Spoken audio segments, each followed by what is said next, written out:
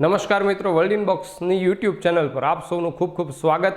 આપણે જે યુટ્યુબ પર ડેઇલી 5 અંતર્ગત 5 પ્રશ્નો ભણીએ છીએ તે પૈકી આજે ગુજરાતનો ઇતિહાસ અને સાંસ્કૃતિક વારસાના આપણે 5 પ્રશ્નો ભણીએ। તે પૈકીનો પ્રથમ પ્રશ્ન છે, કાઠિયાવાડ રાજકીય પરિષદના ત્રીજા અધિવેશનના અધ્યક્ષ કોણ હતા? શું પ્રશ્ન પૂછ્યો છે આપણને? કાઠિયાવાડ રાજકીય પરિષદ એટલે કે કાઠિયાવાડ પોલિટિકલ કાઉન્સિલ ના ત્રીજા અધિવેશનના અધ્યક્ષ કોણ હતા? તો સામાન્ય રીતે પ્રથમ અધિવેશન હોય ને એના અધ્યક્ષ છે એ પરીક્ષામાં ખાસ પૂછાતા રહેતા હોય અને ઉપયોગી થાય, પણ ત્રીજા અધિવેશનના અધ્યક્ષ પણ એટલા અગત્યના છે, એટલા માટે આ પ્રશ્ન છે તે પૂછવામાં આવેલો છે। કાઠિયાવાડ રાજકીય પરિષદના ત્રીજા અધિવેશનના અધ્યક્ષ। હવે ઘણા બધા મિત્રો છે તેમને કાઠિયાવાડ રાજકીય પરિષદ વિશે જ ખ્યાલ નહીં હોય, તો આ સંસ્થા વિશે માહિતી મેળવશો અને તેના કુલ 7 અધિવેશન થયા એટલે આપોઆપ તમને આ પ્રશ્નનો જવાબ છે તે થોડી વારમાં મળી જશે। શા માટે કાઠિયાવાડ રાજકીય પરિષદ છે તે એક અગત્યની સંસ્થા ગણાય છે? તો કે જેમ ભારતની અંદર ભારતીય રાષ્ટ્રીય કોંગ્રેસ, ઇન્ડિયન નેશનલ કોંગ્રેસ નામનો જે પક્ષ છે, જે સંસ્થા સ્થપાઈ હતી, ભારતીય રાષ્ટ્રીય કોંગ્રેસ સંસ્થાની સ્થાપના ક્યારે થઈ હતી? તો કે ઈસવીસન 1885માં ભારત સરકારના ગૃહમંત્રીના જે ચીટનીસ તરીકે કામ કરતા હતા એલન ઓક્ટેવિયન હ્યુમ, બીજા એક વ્યક્તિ હતા વેડનબર્ગ, ત્રીજા એક વ્યક્તિ હતા હેનરી કોટન।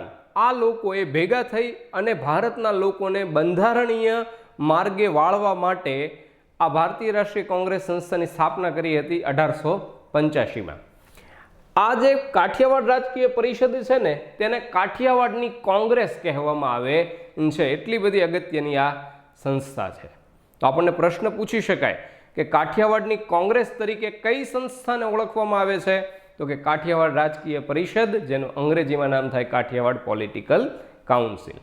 તો આ સંસ્થાની સ્થાપના કોણે કરી? તો કે ઈસવીસન 1921ની અંદર એક વ્યક્તિ છે, તેમનું નામ છે મનસુખ રવજી મહેતા। આ મનસુખ રવજી મહેતા અને તેમના સાથી મિત્રો એટલે કે ફૂલચંદ શાહ, અમૃતલાલ શેઠ, સૌભાગ્યચંદ વગેરે અનેક સાથી મિત્રોએ, મુખ્ય વ્યક્તિ તરીકે ધ્યાને લેવામાં આવે મનસુખ રવજી મહેતાને, અને તેમના સાથી મિત્રોએ 1921માં રાજકોટ ખાતે કાઠિયાવાડ રાજકીય પરિષદની સ્થાપના કરી। હવે શું જરૂર હતી મનસુખ રવજી મહેતાને અને તેમના સાથી મિત્રોને 1921માં કાઠિયાવાડ રાજકીય પરિષદની સ્થાપના કરવાની?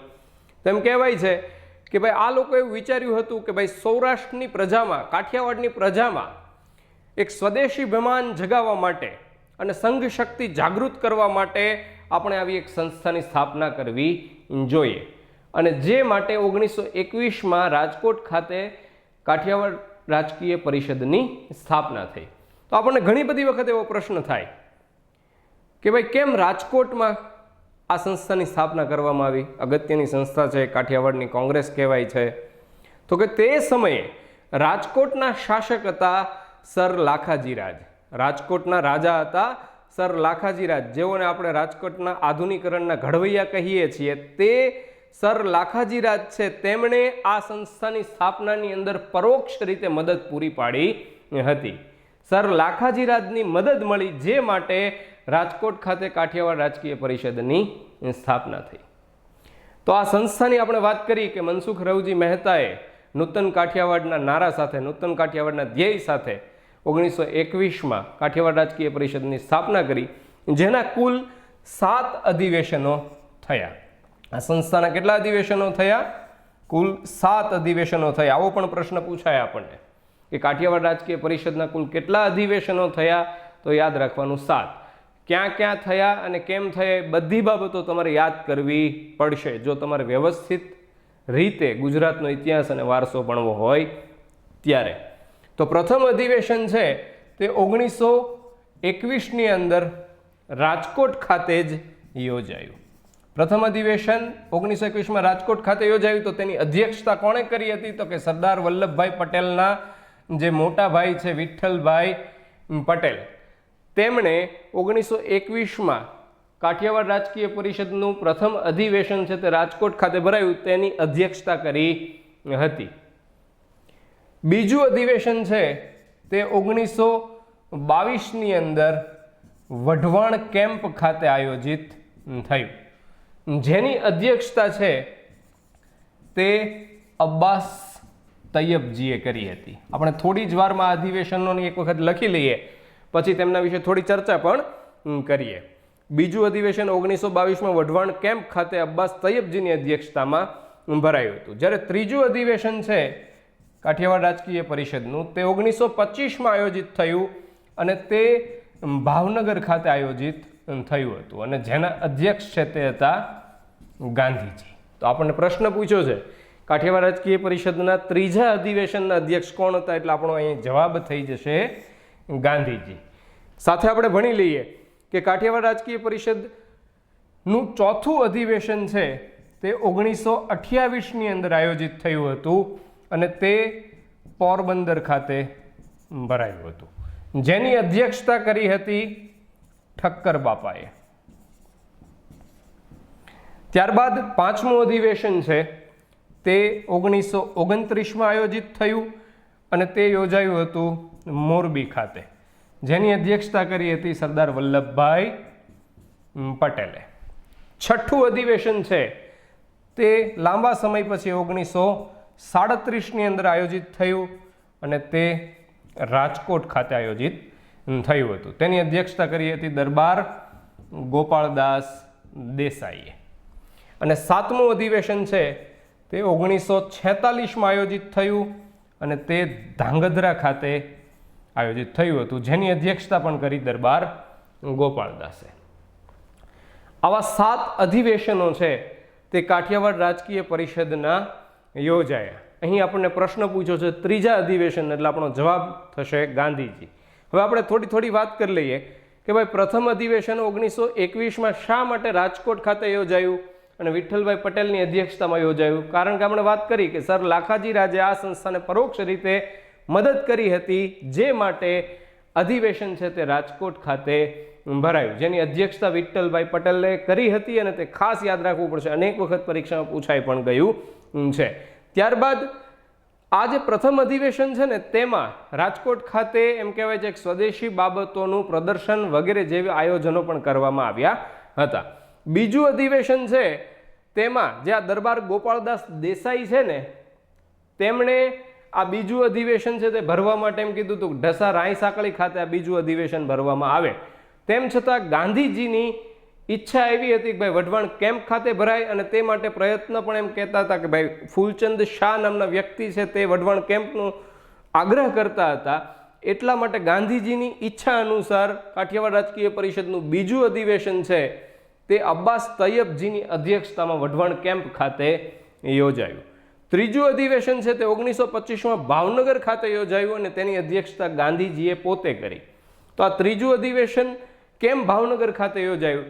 તો એમ કહેવાય 1924ની અંદર ભાવનગરમાં મહારાજા કૃષ્ણકુમાર સિંહજી અને તેમના દિવાન સર પ્રભાશંકર પટણીએ 1924માં ભાવનગર ખાતે પ્રજા પરિષદની સ્થાપના કરી હતી અને તે પ્રજા પરિષદના નેતા તરીકે મૂકવામાં આવ્યા હતા બળવંતરાય ગોપાળજી મહેતાને. આ બળવંતરાય મહેતા છે તેમણે આ કાઠિયાવાડ રાજકીય પરિષદનું ત્રીજું અધિવેશન ભરવા માટે ભાવનગરમાં ભરવા માટે આમંત્રણ આપ્યું, જે માટે ગાંધીજીએ આ ત્રીજું અધિવેશન ભાવનગર ખાતે ભર્યું અને તેની અધ્યક્ષતા પણ કરી. આ ત્રીજા અધિવેશનની અંદર એમ કહેવાય છે કે જે રાજકોટના શાસક સર લાખાજી રાજ છે તેમણે આ સંસ્થાની સ્થાપનામાં મદદ કરી હોવાથી ગાંધીજીના હસ્તે સર લાખાજી રાજને માનપત્ર અને અભિનંદન પણ અર્પણ કરાયા. અને એમ પણ કહેવાય છે કે ભાઈ ગાંધીજીએ આ ભાવનગર ખાતે યોજાયેલા અધિવેશનની અંદર રાજા અને પ્રજા છે તે બંનેની ફરજો વગેરે જેવું માર્ગદર્શન છે તે લોકોને આપ્યું હતું કે રાજાના શું કાર્યો છે અને પ્રજાના શું કાર્યો છે તેવો વિગત તેવું માર્ગદર્શન છે ગાંધીજીએ ક્યાં આપ્યું હતું કે કાઠિયાવાડ રાજકીય પરિષદના ભાવનગર ખાતે યોજાયેલા 1925ના અધિવેશનમાં. તેની અધ્યક્ષતા પણ ગાંધીજીએ કરી હતી. 1928નું ચોથું અધિવેશન છે તે પોરબંદર ખાતે ભરાયું. તે સમયે હવે આ કાઠિયાવાડ રાજકીય પરિષદ છે તેના અધ્યક્ષ પ્રમુખ બનવા માટે પ્રમુખની નિમણૂક માટે એક સમિતિ બનાવવામાં આવી અને આ સમિતિએ ઠક્કર બાપાની પસંદગી કરી. ઠક્કર બાપા છે તેઓનું પૂરું નામ હતું અમૃતલાલ વિઠ્ઠલદાસ ઠક્કર, જેઓએ 1922ની અંદર દાહોદ ખાતે ભીલ સેવા મંડળની પણ સ્થાપના કરી હતી. આ ઠક્કર બાપા છે તેનો જન્મ છે તે ભાવનગર ખાતે થયો હતો અને એમનું નામ અમૃતલાલ વિઠ્ઠલદાસ ઠક્કર હતું, પણ લોકોએ તેમને પ્રેમથી બાપા તરીકે બોલાવતા હતા, એટલે ત્યારથી તેઓ ઠક્કર બાપા તરીકે ઓળખાવા લાગ્યા હતા. આ જે ઠક્કર બાપા છે તેમણે ગાંધીજીને એમ કહેવાય છે કે જે કોચરબ આશ્રમ હતો ગાંધીજીનો, તેની અંદર એક અંત્યંશ પરિવારને સમાવવા માટેની ભલામણ કરી હોય અને ગાંધીજી આ વાતને સ્વીકારી અને દુદાભાઈ અને દાનીબેન તેમજ આ બંનેની એક પુત્રી હતી દુદાભાઈ દાનીબેનની લક્ષ્મી, તેમને કોચરબ આશ્રમની અંદર અંત્યંશ પરિવારને સ્થાન પણ આપ્યું હતું. આ લક્ષ્મી છે જે આ દુદાભાઈ અને દાનીબેનની પુત્રી, તે ઘણી બધી વખત અમુક આપણે સરદાર પટેલના જે ચિત્રો જોતા હોય તેની અંદર આપણને નાની એક છોકરી જોવા મળી જતી હોય જેનું નામ હતું લક્ષ્મી. ત્યારબાદ આપણે વાત કરીએ કે 5મું અધિવેશન છે તે 1929માં મોરબી ખાતે ભરાયું અને તેની અધ્યક્ષતા કરી હતી સરદાર વલ્લભભાઈ પટેલ. હવે અહીં છે ને એક પ્રશ્ન ઉપસ્થિત થયો. મોરબીના રાજા શાસક હતા લખધીરસિંહજી. આ લખધીરસિંહજી અને તેમના જે દીવાન હતા રણછોડલાલ, તેમણે એમ વાત કરી કે ભાઈ તમારે કાઠિયાવાડ રાજકીય પરિષદનું અધિવેશન છે ને મોરબીમાં ભરવું હોય તો ભરો, પણ અમે કાઠિયાવાડ યુવક પરિષદ છે તેનું અધિવેશન છે તે મોરબીમાં ભરવા દેશું નહીં. આવું કોણે કહી દીધું? મોરબીના રાજા, મોરબીના શાસક લખધીરસિંહજી અને તેમના દીવાન હતા દીવાન રણછોડલાલ. આ બંને એમ કીધું કે ભાઈ તમારે કાઠિયાવાડ રાજકીય પરિષદનું અધિવેશન છે એ ભરવું હોય તો છૂટ ભરવો તમારે મોરબીમાં, પણ કાઠિયાવાડ યુવક પરિષદનું અધિવેશન અમે ભરવા દેશું નહીં. તો આ કાઠિયાવાડ યુવક પરિષદ શું હતું તેની આપણે વાત કરી લઈએ કે જ્યારે રાજકોટની અંદર પ્રથમ અધિવેશન ભરાયું ને કાઠિયાવાડ રાજકીય પરિષદનું, તેની સાથે કાઠિયાવાડ વિદ્યાર્થી પરિષદ છે તેનું પણ એક અધિવેશન છે તે રાજકોટની અંદર ભરાણું હતું અને તેમાં આ કાઠિયાવાડ વિદ્યાર્થી પરિષદની અધ્યક્ષતા જેમણે કરી હતી તે વ્યક્તિ હતા આચાર્ય કૃપલાણી. આચાર્ય કૃપલાણીએ જે ધારદાર ભાષણો કર્યા કાઠિયાવાડ વિદ્યાર્થી પરિષદની અધિવેશનની અંદર, જે માટે સૌરાષ્ટ્રના વિદ્યાર્થીઓની અંદર એક નવસંચાર થયો એમ કહેવાય છે અને જે અનુસંધાને કાઠિયાવાડ યુવક પરિષદની સ્થાપના થઈ. એટલે લખધીરસિંહજી અને તેમના દીવાન રણછોડલાલને એવું લાગતું હશે કે કદાચ આ મોટા લોકો છે એ તોફાન ન કરે, યુવકો છે તે ક્યારેક તોફાને ચડી જાય, એટલે એમણે શું કીધું કે તમારું અધિવેશન ભરવું હોય તો ભરો, પણ કાઠિયાવાડ યુવક પરિષદનું અધિવેશન નહીં ભરાય. તેમ છતાંય તે આ વાતને માન્ય રાખવામાં આવી અને સરદાર પટેલની અધ્યક્ષતામાં મોરબી ખાતે 5મું અધિવેશન છે તે ભરાયું. હવે કાઠિયાવાડ યુવક પરિષદનું અધિવેશન ક્યાં ભરવામાં આવ્યું તો કે તે ખસેડી દેવામાં આવ્યું કાઠિયાવાડ યુવક પરિષદનું અધિવેશન રાજકોટ ખાતે. અને રાજકોટ ખાતે આ અધિવેશન ભરાયું કાઠિયાવાડ યુવક પરિષદનું. તેની અધ્યક્ષતા કરી હતી જવાહરલાલ નહેરુએ. જો હું બધું તમને આજુબાજુની એક આખી વાત સમજાવું છું, યાદ રાખજો, ગોટો ન થઈ જાય. શું વાત કરું છું? પ્રથમ અધિવેશન ભરાયું તે સમયે કાઠિયાવાડ વિદ્યાર્થી પરિષદનું પણ અધિવેશન ભરાયું હતું જેની અધ્યક્ષતા આચાર્ય કૃપલાણીએ કરી હતી. તેવી જ રીતે તેમણે જે ભાષણો કર્યા તેના અનુસંધાને સૌરાષ્ટ્રના વિદ્યાર્થીઓમાં એક નવસંચાર થતા એમ કહેવાય છે કે કાઠિયાવાડ યુવક પરિષદની સ્થાપના થઈ. એટલે હવે જે સ્થળે કાઠિયાવાડ રાજકીય પરિષદનું અધિવેશન ભરાય તે સ્થળે કાઠિયાવાડ યુવક પરિષદનું પણ અધિવેશન ભરાય જે વિદ્યાર્થીઓને અનુસંધાને હોય. તો મોરબીની અંદર આ સંસ્થાનું અધિવેશન ભરાતું હોય સાથે કાઠિયાવાડ યુવક પરિષદનું અધિવેશન પણ ભરાવવું જોઈએ, પણ લખધીરસિંહજીએ અને તેમના દીવાન રણછોડલાલે ના પાડી દીધી કે ભાઈ અમે તમારું અધિવેશન ભરવા દેશું પણ કાઠિયાવાડ યુવક પરિષદનું નહીં. તો આપણે યાદ કરવાનું કે 5મું અધિવેશન મોરબી ખાતે ભરાયું સરદાર પટેલની અધ્યક્ષતામાં, પણ આ સમયે 5મા અધિવેશન સમયે કાઠિયાવાડ યુવક પરિષદનું અધિવેશન છે તે રાજકોટ ખાતે જવાહરલાલ નહેરુની અધ્યક્ષતામાં ભરાયું હતું. એ બાબત છે આપણે યાદ રાખવાની છે, પ્રશ્નો થશે આ પ્રકારના. ત્યારબાદ વાત કરીએ તો એમ પણ કહેવાય છે કે સરદાર પટેલ અને ગાંધીજી છે તેમને લખધીરસિંહજી પ્રત્યે શરૂઆતમાં જ આવી વાતો થઈને એટલે થોડો અવિશ્વાસ પણ થયો હતો. એટલે એક તંગદિલી ભર્યા વાતાવરણની અંદર આ 5મું અધિવેશન શરૂ થયું, પણ શાંતિપૂર્ણ રીતે તે પૂર્ણ થતા એમ કહેવાય છે ગાંધીજી અને સરદાર પટેલનો લખધીરસિંહજી તરફ વિશ્વાસ પણ વધ્યો હતો. ત્યારબાદ 6થું અધિવેશન છે તે 1937માં રાજકોટ ખાતે દરબાર ગોપાળદાસ દેસાઈની અધ્યક્ષતામાં ભરાયું. હવે ખરેખર આ અધિવેશન છે ને 6થું એ ભરવાનું હતું ધાંગધ્રા ખાતે, પણ ધાંગધ્રાના શાસક હતા ઘનશ્યામસિંહજી. તે ધાંગધ્રાના શાસક ઘનશ્યામસિંહજીએ ના પાડી દીધી કે ભાઈ અમે ધાંગધ્રાની અંદર કાઠિયાવાડ રાજકીય પરિષદનું આ 6થું અધિવેશન ભરવા દેવાની મંજૂરી આપતા નથી. એટલે તે સમયે ઉછંગરાય ઢેબર છે તેમણે એમ કીધું કે ભાઈ આપણે આ કાઠિયાવાડ રાજકીય પરિષદનું 6થું અધિવેશન રાજકોટ ખાતે ભરીએ. એટલે રાજકોટની લોહાણા બોર્ડિંગની અંદર કાઠિયાવાડ રાજકીય પરિષદનું 6થું અધિવેશન ભરાયું, જેની અધ્યક્ષતા કોને સોંપવામાં આવી હતી? તો કે દરબાર ગોપાળદાસ દેસાઈને. અને આગળ જતા 1946માં 7મું અધિવેશન છે તે ધાંગધ્રા ખાતે ભરાયું. ત્યારે ધાંગધ્રાના શાસક રાજા હતા મયુરધ્વજસિંહજી. આ મયુરધ્વજસિંહજીએ મંજૂરી આપી કે ભાઈ નહીં, ભરો તમે આ કાઠિયાવાડ રાજકીય પરિષદનું 7મું અધિવેશન ધાંગધ્રામાં જ ભરો. જે તમે 6થું ઘનશ્યામસિંહજીના કારણે નહોતા ભરી શક્યા તો અહીંયા જ ભરો. અને તેની અધ્યક્ષતા પણ દરબાર ગોપાલ દેસાઈએ કરી હતી. હવે તમને અહીંથી આ 7 અધિવેશનો તમે સમજ્યા, એમાંથી બીજા 1-2 પ્રશ્નો તમને આપણી જાતે બનાવતા હોય એવા કહીએ. તમને હું એવો પ્રશ્ન પૂછું કે કાઠિયાવાડ રાજકીય પરિષદના કયા અધિવેશનો છે, અથવા તો 2 વખત અધિવેશન કયા એક શહેરની અંદર યોજાયું? તો એવું રાજકોટ છે. જો એક વખત રાજકોટ અને બીજી વખત રાજકોટ, તો રાજકોટ જવાબ આવે. તમને એવો પ્રશ્ન થાય કે કાઠિયાવાડ પરિષદના કયા 2 અધિવેશનો છે તે એક વ્યક્તિની અધ્યક્ષતામાં યોજાયા, તે કોણ હતા? તો એવા એક જ વ્યક્તિ છે દરબાર ગોપાળદાસ, જેમણે 2 અધિવેશનોની અધ્યક્ષતા કરી હતી. હવે સાથે તમને વાત સમજાવી દઉં કે વિઠ્ઠલભાઈ પટેલ છે સરદાર વલ્લભભાઈ પટેલના મોટા ભાઈ હતા. તેમના નામ પરથી આપણા ગુજરાતની અંદર આપણી વિધાનસભા છે તેમને પણ તેમનું નામ અપાયું છે વિઠ્ઠલભાઈ પટેલ ભવન. ત્યારબાદ ગાંધીજીથી આપણે સૌ પરિચિત છીએ. ત્યારબાદ ઠક્કર બાપાની આપણે વાત કરી, સરદાર પટેલ છે તેમના વિશે પણ આપણે પરિચિત. દરબાર ગોપાળદાસ દેસાઈ. દરબાર ગોપાળદાસ દેસાઈ છે તેમનો જન્મ એમ કહેવાય પહેલાં ખેડા, પહેલાં આણંદ જિલ્લો હતો નહીં. આણંદ જિલ્લો છે તે મુખ્યમંત્રી શંકરસિંહ વાઘેલાના સમયમાં, જે 1997માં 2 ઓક્ટોબર 1997 આપણા ગુજરાતમાં 5 નવા જિલ્લા બન્યા, આણંદ, દાહોદ, નર્મદા, નવસારી અને પોરબંદર.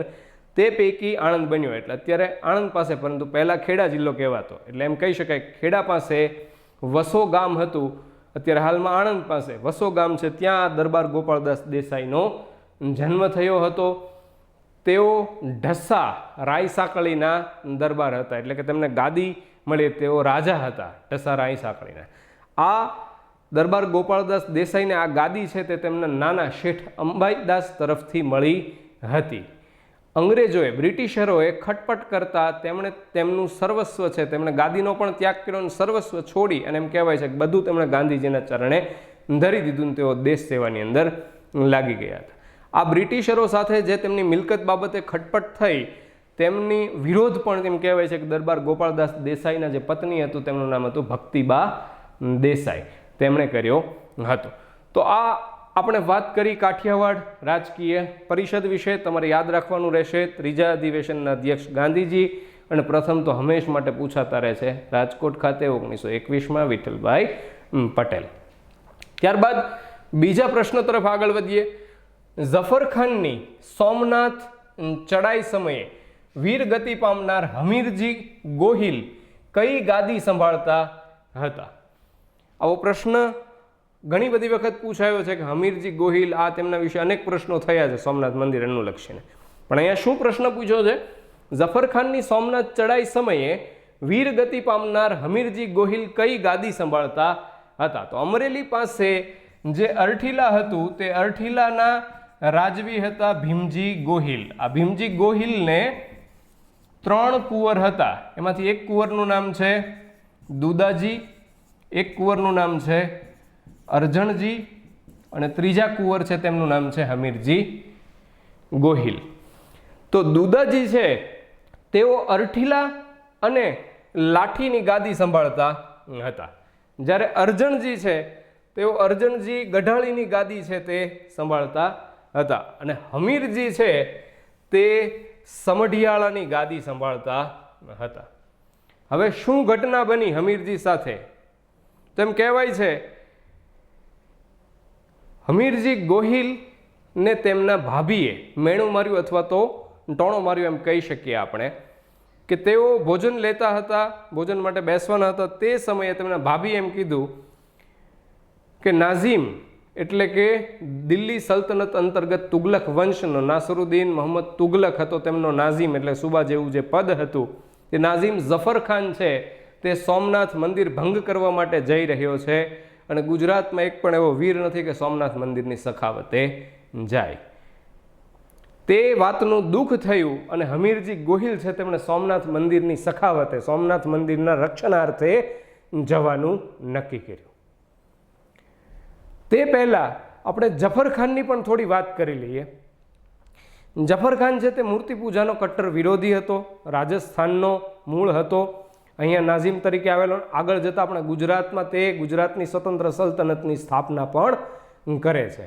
તો જ્યારે તે નાઝીમ એટલે કે સૂબો જ્યારે હતો ગુજરાતમાં નાસરુદ્દીન મોહમ્મદ તુગલકનો, તે સમયે એમ કહેવાય છે કે તેણે સોમનાથની અંદર એટલે કે પ્રભાસ પાટણની અંદર એક બાદશાહી થાણું મૂક્યું હતું અને ત્યાં આગળ નિમણૂક કરી થાણેદાર તરીકે રસૂલ ખાનની. આ રસૂલ ખાને જવાબદારી સોંપવામાં સોમનાથ મંદિરમાં ખૂબ મોટા પાયે ઝાઝા લોકો ભેગા થવા જોઈએ નહીં, એટલે રસૂલ ખાને સોમનાથ મંદિરના વહીવટમાં ખટપટ શરૂ કરી. તે માટે ત્યાંના લોકો છે તેમણે તે રસૂલ ખાનને મારી નાખ્યો. જે અર્થે એમ કહેવાય છે કે એ વાત છે તે ઝફર ખાન પાસે પહોંચી અને ઝફર ખાને સોમનાથ મંદિર પર તે ચડી આવ્યો, સોમનાથ મંદિર ભંગ કરવા માટે આવ્યો. આ જ વાત છે તે હમીરજી ગોહિલને તેમના ભાભીએ કરી અને હમીરજી ગોહિલે હવે પોતાના થોડા બળિયા ભેરુઓ સાથે સોમનાથ મંદિરની સખાવતે જવાનું નક્કી કર્યું. અને નક્કી કર્યું ત્યારે એમ કહેવાય છે કે તે નીકળ્યા બળિયા ભેરુઓ સાથે. રસ્તામાં એક જગ્યાએ પડાવ હતો, તે પડાવ પાસે એક ડોશીમાં છે તેઓ મરશિયા ગાઈ રહ્યા હતા, જેમનું નામ હતું લાખબાઈ.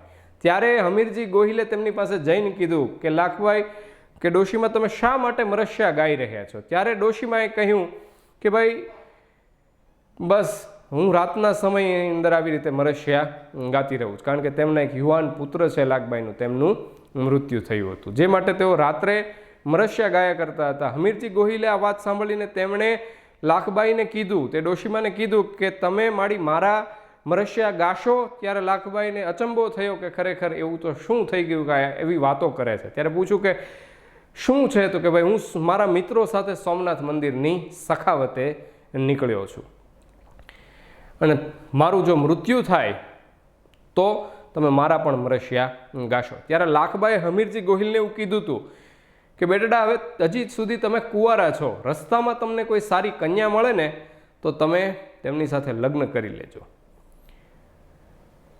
હમીરજી ગોહિલે પણ કીધું કે ભાઈ હું સોમનાથ મંદિરની સખાવતે જવા નીકળ્યો હતો, મારી સાથે કોણ લગ્ન કરે?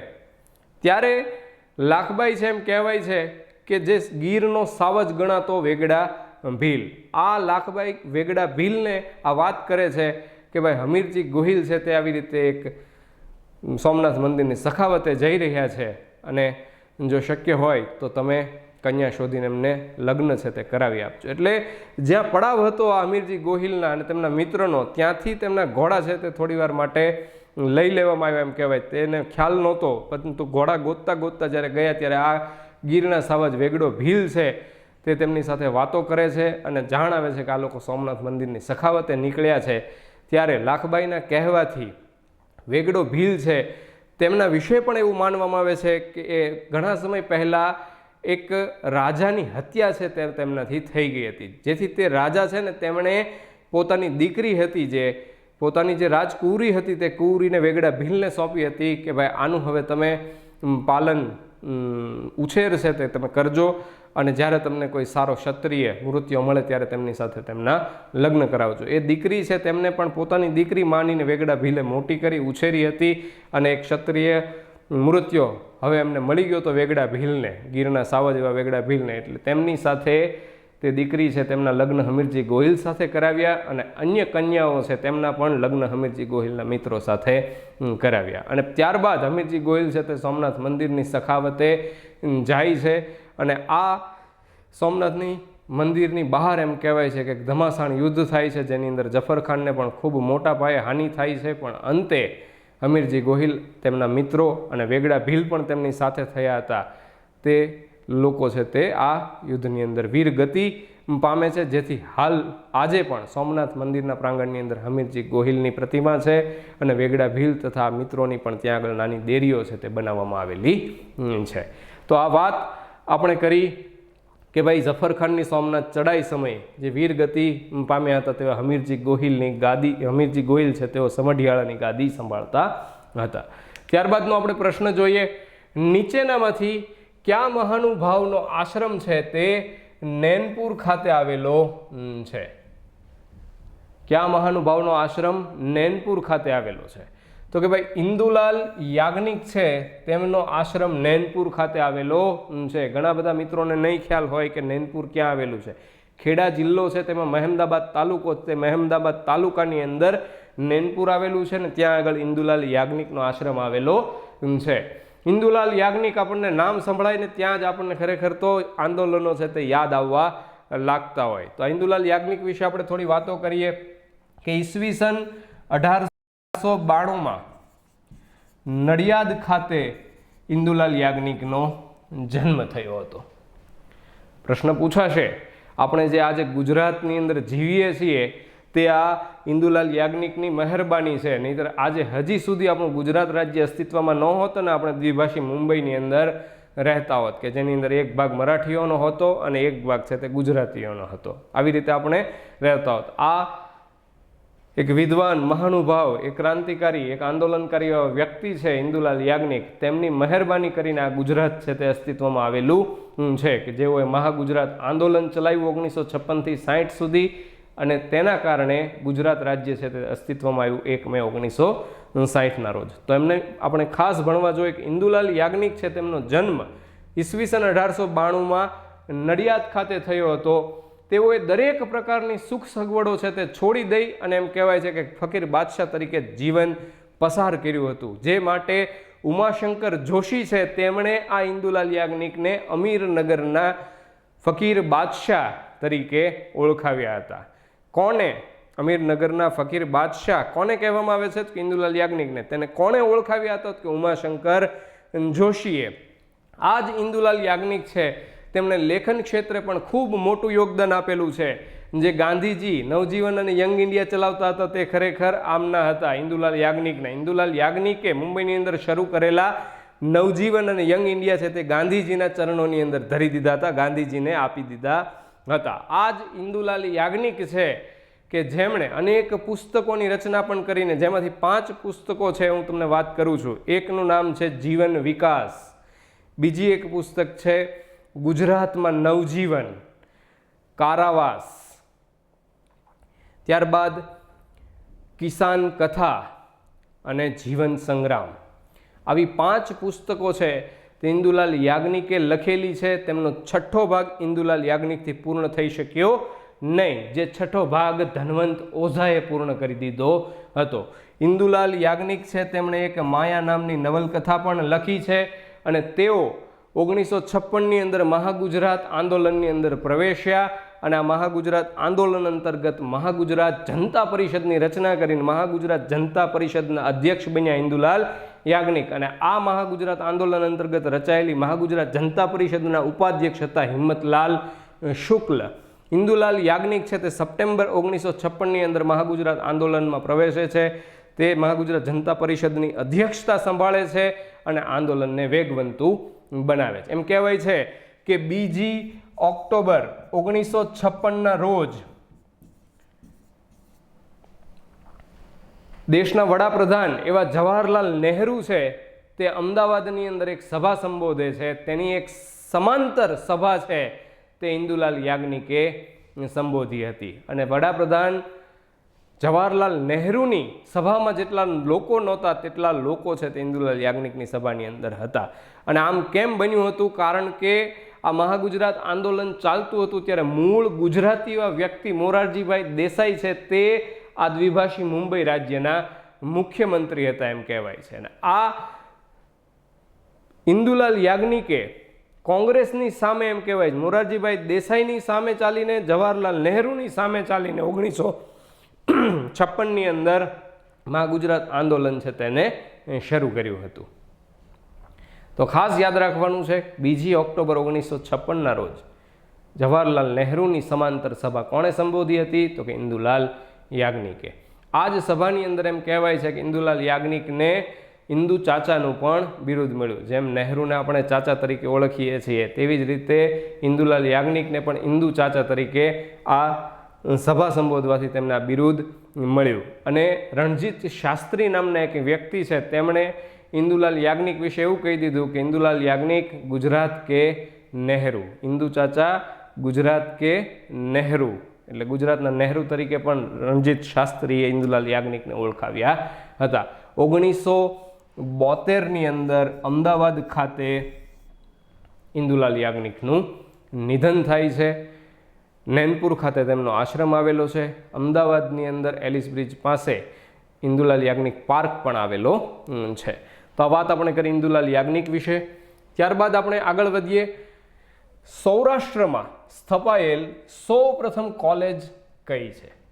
આ પ્રશ્ન છે ને મિત્રો ઘણી બધી વખત વિદ્યાર્થીઓને દ્વિધામાં મૂકે છે. ખાસ એટલે જ પસંદ કરવામાં આવેલો છે અને પૂછાયેલો પણ છે. સૌરાષ્ટ્રમાં સ્થપાયેલ સૌપ્રથમ કોલેજ કઈ છે? હવે સૌરાષ્ટ્ર કીધું છે આપણને એટલે અહીં ઓપ્શનમાંથી 2 બાબતો તો આમને નીકળી જશે. એક તો ગુજરાત કોલેજ જે ખરેખર અમદાવાદ ખાતે આવેલી છે એટલે સૌરાષ્ટ્રમાં ન ગણાય. બરોડા સાયન્સ કોલેજ છે તે વડોદરા ખાતે આવેલી છે એટલે એ ઓપ્શનમાંથી નીકળી જાય. આ બંને નીકળી જાય તો રાજકુમાર કોલેજ છે તે રાજકોટ ખાતે આવેલી છે અને શામળદાસ કોલેજ છે તે ભાવનગર ખાતે આવેલી છે. સમજો ખાસ એટલે આપણે સમજાઈ જશે કે આ બંને તો આવતા નથી પણ તેમ છતાં આપણે એમની વાત તો કરીએ જ. તો રાજકુમાર કોલેજ છે તેનો પાયાનો પથ્થર છે તે ક્યારે મૂકવામાં આવ્યો? તો કે 1868ની અંદર. અને તેને ક્યારે ખુલ્લી મૂકવામાં આવી? તો કે ઈસવીસન 1870માં. લોર્ડ મેયો છે તેમના સમયગાળાની અંદર 2 કોલેજો સ્થપાઈ. એક આપણા રાજકોટ ખાતે રાજકુમાર કોલેજ અને એક અજમેરની અંદર મેયો કોલેજ. તો 1868ની અંદર એમ કહેવાય છે કે એક અંગ્રેજ અધિકારી છે કીટિંગ. આ કીટિંગ નામના અંગ્રેજ અધિકારી 1868ની અંદર આ રાજકુમાર કોલેજની ડિઝાઇન બનાવે છે, પાયાનો પથ્થર મૂકે છે અને 1870ની અંદર એમ કહેવાય છે કે જે સમયે મુંબઈના ગવર્નર, બોમ્બેના ગવર્નર હતા સર H.B. સેમુર ફિટ્સગેરાલ્ડ. આ H.B. સેમુર ફિટ્સગેરાલ્ડ નામના મુંબઈના ગવર્નરે 1870માં રાજકોટની રાજકુમાર કોલેજને ખુલ્લી મૂકી. તો આપણે બીજી કોલેજોની વાત કરીએ પછી તમને જવાબ છે તે સમજાવું. શામળદાસ કોલેજની સ્થાપના ઈસવીસન 1885માં થઈ અને કોણે કરી હતી? તો કે ભાવનગરના શાસક ગણાય છે તેવા તખ્તસિંહજીએ પ્રધાન શામળદાસની યાદીમાં, શામળદાસની સ્મૃતિમાં ભાવનગર ખાતે 1885માં શામળદાસ કોલેજની સ્થાપના કરી. તો ખરેખર સૌરાષ્ટ્રમાં જોઈએ તો આ 1885માં સ્થપાયેલી છે ભાવનગર ખાતે શામળદાસ કોલેજ. અને રાજકુમાર કોલેજ છે તે 1868માં એનો પાયો નખાણો, પાયાનો પથ્થર મૂકાણો અને 1870માં તેને ખુલ્લી મુકાય. તેમ છતાંય તે આપણે આ શામળદાસ કોલેજ છે તેને શા માટે પ્રથમ ગણીએ છીએ સૌરાષ્ટ્રની અંદર? કારણ કે રાજકુમાર કોલેજ છે તે માત્ર કાઠિયાવાડના રાજાઓના દીકરાઓ એટલે કે રાજકુમારો અને તેમના જે સગા વહાલા હોય તેમની માટે જ બનાવવામાં આવી હતી.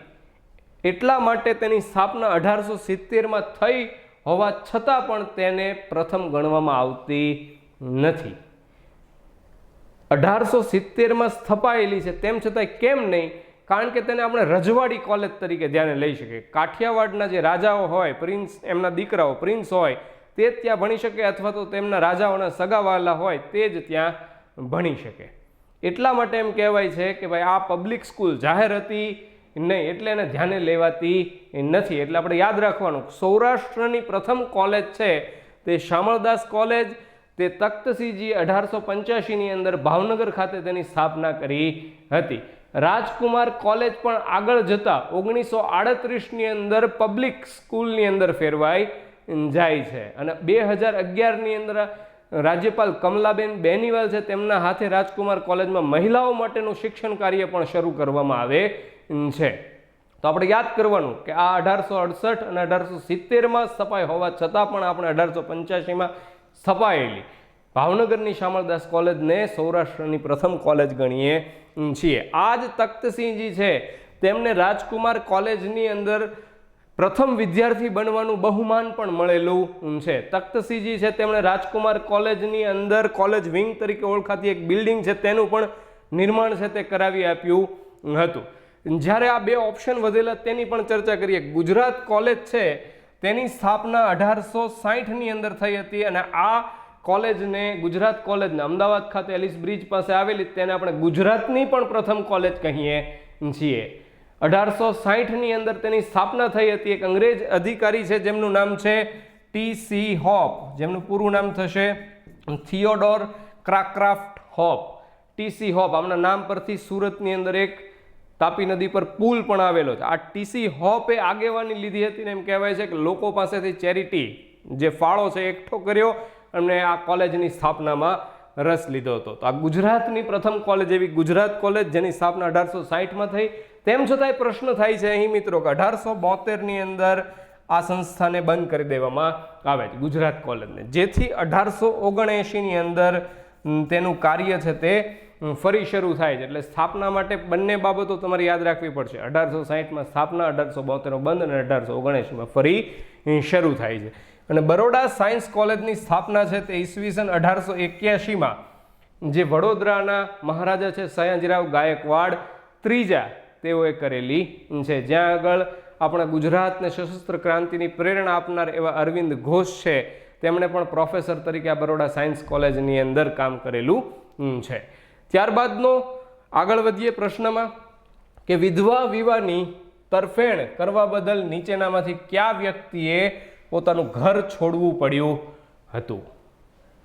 વિધવા વિવાહની તરફેણ કરવા બદલ કયા વ્યક્તિએ પોતાનું ઘર છોડવું પડ્યું હતું? તો આપણો અહીં જવાબ થશે કરશનદાસ મૂળજી. કરશનદાસ મૂળજીને આપણે ખૂબ સારા લેખક ગણીએ છીએ. તેઓ એક સત્યપ્રકાશ નામનું પત્ર છે તે પણ ચલાવતા હતા. આ કરશનદાસ મૂળજી છે તેઓને આપણે સમાજ સુધારક પણ કહીએ છીએ. વિધવા વિવાહની તરફેણ કરવા બદલ કરશનદાસ મૂળજીએ ઘર છોડી દેવું પડ્યું હતું. 1850ના સમયગાળા આસપાસ જે પણ સમાજ સુધારાનું કાર્ય થતા હતા તે પૈકીના એક અગ્ર એવા વ્યક્તિ અને અગ્ર સમાજ સુધારક તરીકે આપણે તેમને ઓળખીએ. બીજા ઓપ્શનની પણ વાત કરીએ અને પછી આપણે કરશનદાસ મૂળજીને સમજીએ. નર્મદ છે તેઓએ એક વિધવા સ્ત્રી છે, તેમણે પણ વિધવા વિવાહને ઉત્તેજન આપ્યું હતું. વિધવા સ્ત્રી છે નર્મદા ગૌરી, તેમને પહેલા પોતાના ઘરની અંદર સ્થાન આપ્યું હતું અને પછી નર્મદે તે નર્મદા ગૌરી સાથે એક વિધવા સાથે લગ્ન પણ કર્યા હતા. ખરેખર ગુજરાતની અંદર જો વિધવા વિવાહની જેહાદ જગાવનાર વ્યક્તિ તરીકે ઓળખવામાં આવતો હોય તો તે દુર્ગારામ મહેતા છે. દુર્ગારામ મહેતાએ માનવ ધર્મ સભાની 1844માં સ્થાપના કરી 22 જૂન 1844ના રોજ, અને તેણે સૌ પ્રથમ વિધવા વિવાહ તરફ તેનું ધ્યાન ખેંચાયું હતું. એટલે વિધવા વિવાહની જેહાદ જગાવનાર વ્યક્તિ છે દુર્ગારામ મહેતા, પરંતુ તેમના લગ્ન કુંવારી કન્યા સાથે થયા હોવાથી તેમણે આ વિધવા વિવાહની તરફેણનું કામ છે તે છોડી દેવું પડ્યું હતું. નર્મદે તો વિધવા સાથે લગ્ન પણ કર્યા, અને કરશનદાસ મૂળજી આ વિધવા વિવાહની તરફેણ કરતા તેમણે પોતાનું ઘર છે તે છોડી દેવું પડ્યું હતું. કરશનદાસ મૂળજી બીજે વિશે વાત કરીએ તો આજે સત્યપ્રકાશ એમણે લખેલું છે ને તેમાં એમણે એક લેખ પ્રગટ કર્યો, હિન્દુઓનો અસલ ધર્મ અને હાલના પાખંડી મતો. કરશનદાસ મૂળજી છે ને તે એટલા બધા અગત્યના છે કે મુખ્ય પરીક્ષાઓની અંદર પણ સમાજ સુધારા અંતર્ગત તેના પ્રશ્નો છે તે પૂછાતા રહેતા હોય. એક પીઆઈની મેન્સ હતી, એની અંદર પ્રશ્ન પૂછાણો તો 10 માર્કની અંદર કરશનદાસ મૂળજીના સમાજ સુધારા વિશે જણાવો. એવી રીતે તો યાદ રાખવાનું છે આપણે, કરશનદાસ મૂળજીએ વિધવા વિવાહ બદલ તેમનું ઘર તરફેણ કરવા બદલ ઘર તો છોડવું પડ્યું. તો કરશનદાસ મૂળજી છે તેમણે એક સત્યપ્રકાશ પત્ર ચલાવ્યું હતું. તેમાં એક લેખ લખ્યો. શું હતો? તો કે હિન્દુઓનો અસલ ધર્મ અને હાલના પાખંડી મતો. આ કરશનદાસ મૂળજી એમ કહેવાય છે કે તે સમયે જે વૈષ્ણવ સંપ્રદાય અંતર્ગત જે પુષ્ટિમાર્ગીય જે ધર્મ છે તેમના સાધુઓની લીલા છે તેને ઉઘાડી પાડી. લીલા છે તેને ઉઘાડી પાડી એટલે તે સમયના એક વૈષ્ણવ અગ્રણી એવા જદુનાથજીએ આ કરશનદાસ મૂળજી ઉપર દાવો માંડ્યો કે આવું તમે કહી શકો નહીં. કરશનદાસ મૂળજી સામે દાવો માંડ્યો જદુનાથજીએ, વૈષ્ણવ અગ્રણીએ. તે સમયે નર્મદે કરશનદાસ મૂળજીને મદદ કરીને તેની બાજુમાં ઊભા પણ રહ્યા હતા. અને આ જ સાધુઓની લીલા છે તે છૂટી બહાર પાડતા એમ કહેવાય છે કે તેમાંથી એક મહારાજ લાયેબલ કેસ છે તે ઉદ્ભવ્યો હતો. આ મહારાજ લાયેબલ કેસ છે તે કયા સમયગાળાને ઉદ્ભવ્યો? તો કે 1860 થી 62ના સમયગાળા દરમિયાન કરશનદાસ મૂળજીએ લેખ લખ્યો, જદુનાથજીએ તેમના ઉપર દાવો માંડ્યો. તેમાંથી કરશનદાસ મૂળજીનો છુટકારો પણ થયો હતો.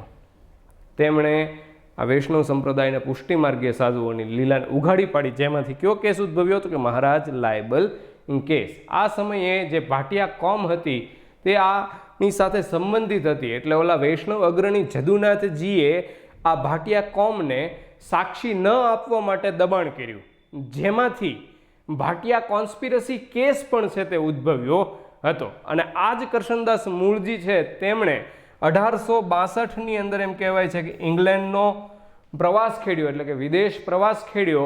તે બદલ તેમણે જ્ઞાતિમાંથી પણ બહાર કાઢવામાં આવ્યા હતા. સૌ પ્રથમ વિદેશ પ્રવાસ બદલ કોને નાતમાંથી બહાર કાઢવામાં આવ્યો હતો? કે મહિપતરામ રૂપરામને 1860માં.